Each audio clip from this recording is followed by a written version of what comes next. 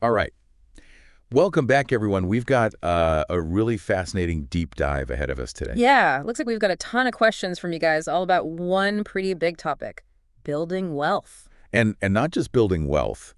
It seems like everyone's really interested in, well, starting from zero. From scratch. Exactly. Building wealth from scratch. That's ambitious. And honestly, I love it. And, it's clear you're not just looking for some, like, theoretical mumbo jumbo. Pro get-rich-quick schemes You here. want the real deal, actionable stuff you can actually use. So that's what we're diving into today. Mindset, obstacle strategies, the whole 9 yards. Ready to dig in. Let's do it. It's interesting, looking at these questions, there's this really clear message coming through, and it's that building wealth, it's not some overnight thing. Oh, yeah. It's a process, like it's a journey. Totally. A marathon, not a sprint. Exactly. And speaking of marathons, you guys also brought up a lot about the challenges along the way, lack of knowledge about, well, money in general. Right, right. Financial literacy or lack thereof. Yep. And then you've got those unexpected expenses that always seem to pop up. Oh, tell me about it. And of course, debt. That's a big one for a lot of people. It's like, how do you even begin to build wealth when you're already starting in the hole? One of the sources we got actually compares it to, well, training for a marathon.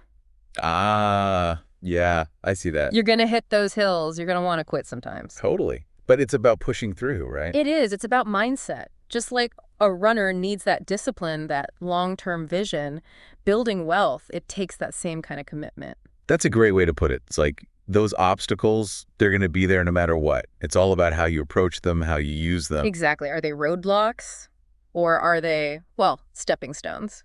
Love that. Yeah. And speaking of tools, there's no way we can ignore this. Like, Yeah. huge emphasis in your questions on financial literacy. Oh, yeah. You guys really want to know about this. Yeah. It's clearly super important. One source even compares it to, like, building a house. Yeah. You wouldn't just start hammering away without knowing how to use the tools, right? Right. You need the right tools for the job, and you need to know how to use them. It's the same with money. Financial literacy, that's your toolbox for building wealth. And what would you say are some of the most essential tools in that toolbox? Well, first off, you got to understand how money works, right? I mean, basic stuff. Saving, investing, managing debt. Without that knowledge, you're basically, making decisions in the dark. Stumbling around. Yeah, and that can lead to some pretty costly mistakes. Okay, so let's get down to brass tacks. A lot of your questions are about, where do you even start? The first step, right? Yeah. And one of the sources, it suggests something really simple but powerful. Creating a budget. Oh, yeah. The dreaded B word. But it doesn't have to be scary. It's all about making a plan for your money. And there's actually a really specific method highlighted in one of your sources that I thought was pretty interesting. The 50-30-20 method. Ever heard of it? Absolutely. Classic framework. So break that down for us. Okay, so basically you're taking your income and dividing it up. 50% goes to your needs, the essentials, housing, food, bills, all that. Okay, the must-haves. Then you've got 30% for your wants. This is where the fun stuff comes in, right? Eating out, entertainment, hobbies. The things that make life enjoyable. Exactly. And finally, the last 20%, that's dedicated to savings and debt repayment. Got it. So it's all about giving every dollar a job to do. That's it. I like that. Yeah. And, speaking of savings, there's a ton of questions about, well, the power of saving. It's foundational. Yeah. One source actually tells this amazing story about a woman who started saving just $5 a day. Just $5. You wouldn't think that would amount to much, right? Right. But over time, with the magic of compound interest, Boom.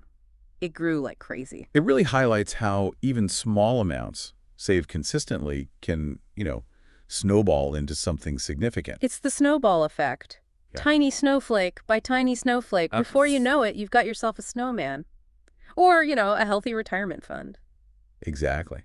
Now, you guys also asked a lot about resources beyond just your income. Like, what else can you leverage to build wealth? Yeah, you're thinking outside the paycheck. And one source had this really interesting section on, like, your existing assets. And they weren't just talking about money in the bank. That's good stuff. They were talking about skills, knowledge, your time, even your network of people. Those are all valuable assets. It's like, what are you already good at? What do you enjoy? Can you turn that into, a side hustle?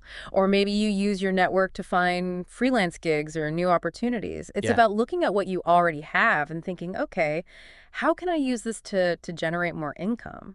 I love that perspective. And it kind of ties into this whole idea of, uh, empowering yourself. It's not just about waiting for some magical windfall. It's about taking control and using what you've got. It's about being resourceful. Exactly.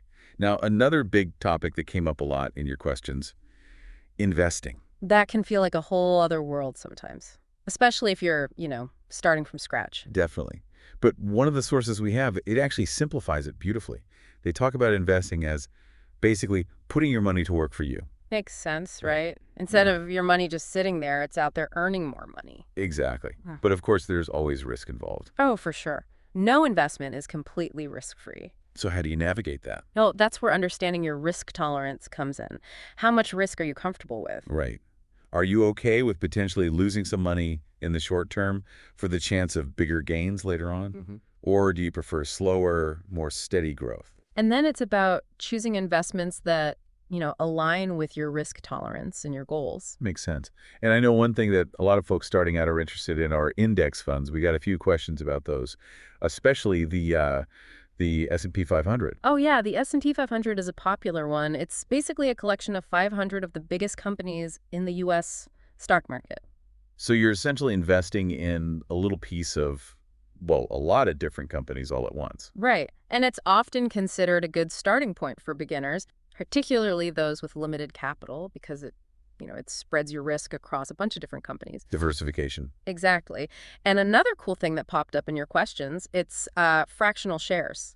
Oh, yeah, those are interesting. They can be a great way to get started if you don't have a ton of money to invest right away. Right, because with fractional shares, you're basically buying like a portion of a share. Exactly. So instead of needing thousands of dollars to buy a single share of, say, Amazon or Google, you can invest a much smaller amount and still get in on the action. It makes those big name companies a lot more accessible. Definitely. And it's all about making investing, less intimidating and more approachable for people who are just starting out. Totally.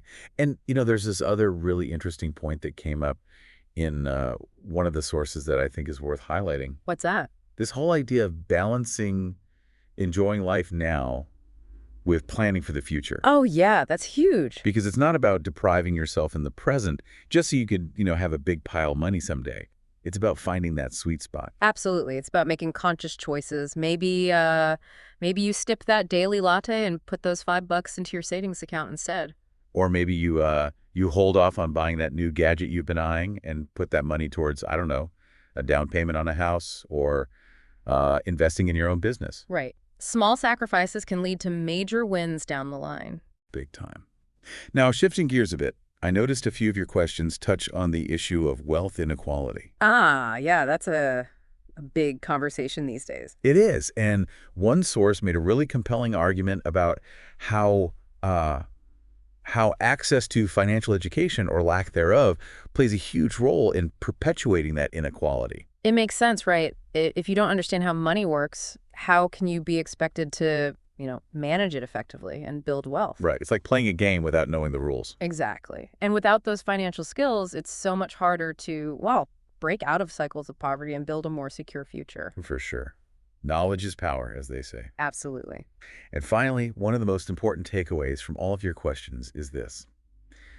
There is no one right way to build wealth. There's no magic formula. Right. Your sources explore a ton of different avenues. Entrepreneurship, the classic 9-to-5 job, investing, even things like real estate. And the key, I think, is figuring out what works best for you. What aligns with your skills, your interests, your risk tolerance.